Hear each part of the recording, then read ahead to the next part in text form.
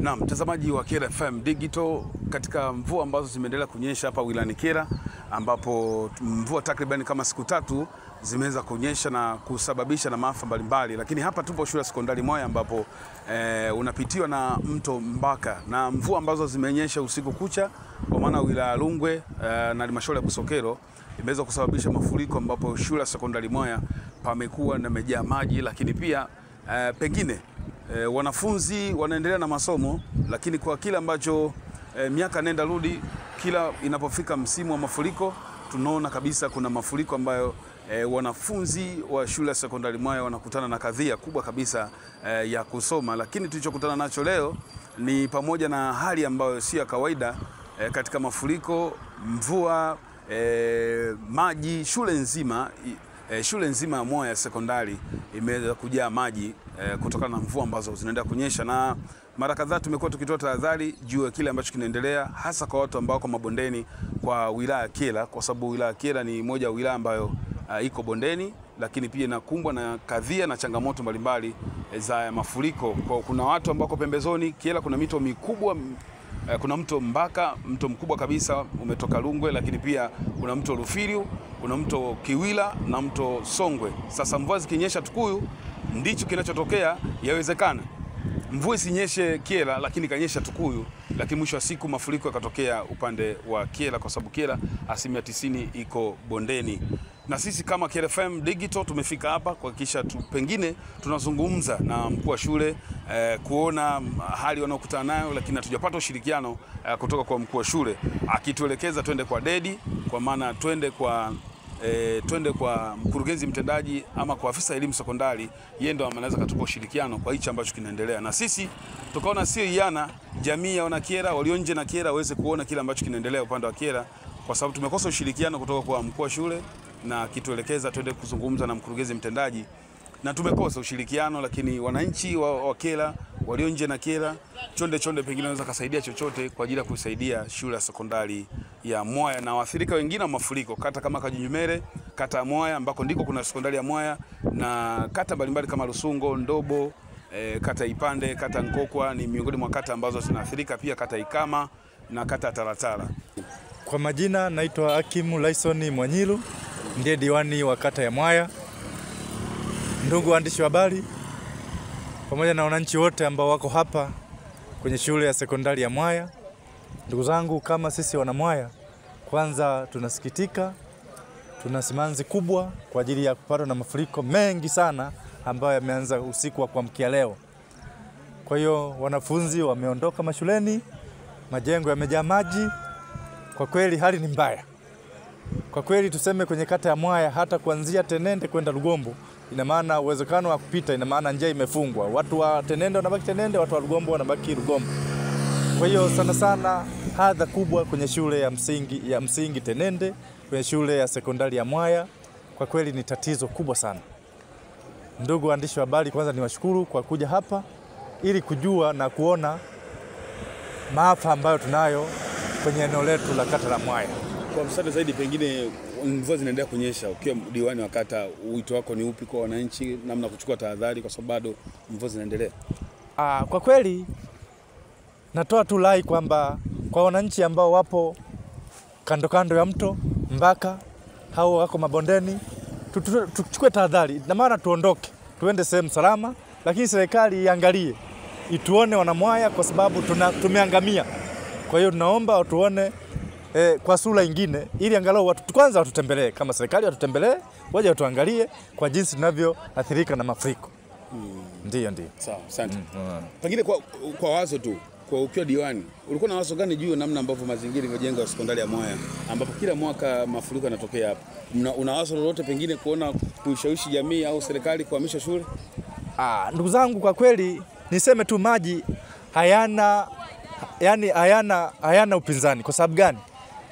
Sisi Mwaya tuko kwenye bonde. Kwa hiyo hata tukisema tuhamie wapi, tuende wapi, tatizo ni yale. Kwa sababu maji, sisi Mwaya tuko kwenye bonde, kwa sababu maji yanayotuangamiza yanatoka Ipande, yanatoka Tukuyu, yanaungana mito ya Ipande, mito ya Kapamisia, yanaungana na mto Mbaka, ina maana ndio yanayotuangamiza sisi wana Mwaya hapa. Kwa kweli hatuna jinsi, kwa sababu maeneo yote ni ya maji. Ndio. Okay, sasa umeingia saa ngapi wewe? Kuanzia saa 3 ya asubuhi. Saa 3 asubuhi. Okay, sawa. Kama mfanya biashara unazungumziaje pengine kuhusiana hii hali ambayo umekutana nayo leo kibiashara kwako? Ni changamoto, biashara inakuwa ngumu kwa sababu utafutaji inakuwa ni mgumu. Okay, sawa. Pengine wito wako ni upi hasa kutokana na pengine changamoto miundombinu kuhusiana kuzuia mafuriko? Hakuna kitu yani hakuna kitu kizuri ambacho kinakosa sana. Tulitaka barabara imekuja na maji yamekuja. Kipindi kile barabara hamna, ina maji yalikuwa yanapita kwa kasi. Lakini kulingana na barabara Bwinuko, ina maana maji yamepita kwenye makaravati hayo ndo yanakuja huko. Sawa, pole. Asante. Naitwa Charles Roman Mwamakula. Ni mkazi wa kijiji cha Tenende, kitongoji cha Mbasi. Na mzungumzaji hali ya mafuriko kwa siku leo. Haya mafuriko bwana, kweli kwa kutoka tarehe 4 mwezi wa 5 ndio ilianza mvua kunyesha kubwa. Ndio leo tunaona maji yanakuja asubuhi. Pengine kwa uzoefu wako na umri wako ni wengine wanasema barabara kuwepo ndio maana maji yanajaa kwenye makazi ya watu. Wewe unazungumziaje na uzoefu wako? Hapana. Barabara wana haina tatizo. Maji yapo kipindi kirefu. Mimi nimezaliwa 1962. Maji nafahamu yapo. Kwa kila mwaka inakuwa hali inatokea kama hivi. Maji mengi yanatokea kuanzia miaka 5, 6 ndio utaona tena maji makubwa. Hapo uzoefu kidogo hapo kwenye maji, yani historia maji inakoje? Maji kama yamekuja kama ya mwaka jana yale, huwezi kulinganisha na mwaka huu. Haya ni machache. Yalikuwa zaidi. Yale ndio tunaita mafuriko yalitokea makubwa. Haya ni ya kawaida tu ambayo ndio tumezoea kama yapo kila mwaka. Kwa hiyo hali nafikiri kuna watu wengine wanasema kila tuame tuliko mabondeni. Unafikiri kuna uwezekano lakini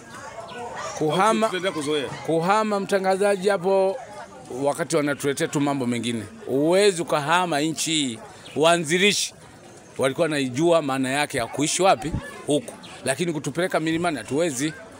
Kwani sibaki kama mashamba kule milimani kama makazi? Hamna. Mwanadamu uwezo kageuka kama ngedere kwenda milimani. Kule bwana ni hifadhi ya wanyama. Sisi huku Mungu ndio alitupa tuishi Asante sana mjini. Asante. Kwa majina naitwa James Christopher Kirumbo. Ni mkazi hapa wa Tenende. Ndio. Kwa kama mwananchi wa Tenende na hii hali ambayo imetokea unaizungumziaje kwa mafuriko? Kwa hali ya mafuriko kwa ujumla sisi wazao wa huku tumezoea. Ni hali halisi kwetu sisi.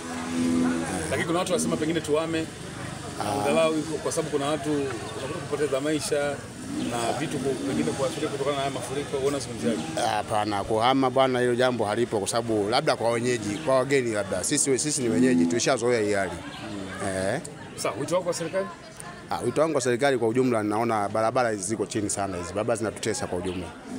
Alafu pia haya matundu ya lami haya walioweka haya wametuwekea upande wa kwetu kwenda, maana maji yanatoka kule yanasukuma sana kuja huku. Kwa mapendekezo yako ilikuwa ni? Mapendekezo yetu ni kwamba labda kidogo hii barabara ya kwenda Mwaya hii na yenyewe kidogo wangerekebisha. Kwa jina naitwa Dumisha Aswile Mwakipesile. Ndio. Ndio. Karibu sana, pengine kama mwananchi wa hapo nazungumziaje hii hali kama mkazi wa Tenende? Yaani hii hali sio kwa sisi, sio kuiogopa. Maana tumeizoea. Kila mwaka tumezoea hali kama hizi hapa na tumefurahi mwaka huu. Haya maji ni machache. Kwa hatushituki. Okay. Kwa mgeni akifika naona kama maji ni mengi, lakini wenyeji mnaona kawaida. Ni kawaida. Kwa mgeni akifika sawa, ataumia sana na atachanganyikiwa kuona hali kama hii. Ila sisi hapa tumeona kama bora hali ya kawaida. Kiuchumi, shughuli za hapa Tenende inakuwaje ikitokea hali kama hii? Kiuchumi kweli, ona pikipiki, sisi ni bodaboda hapa. Pikipiki zimekaa zinafanya kazi toka asubuhi. Kwa kazi zote zinasimama. Bosi atakuelewa marejesho leo? Hapo bosi wangu hapo lazima naye apigiwe simu nimuelekeze kwamba hii hali bwana bosi ni ngumu. Maji kibao yamejaa. Kwa lazima atanielewa tu. Asante. Asante.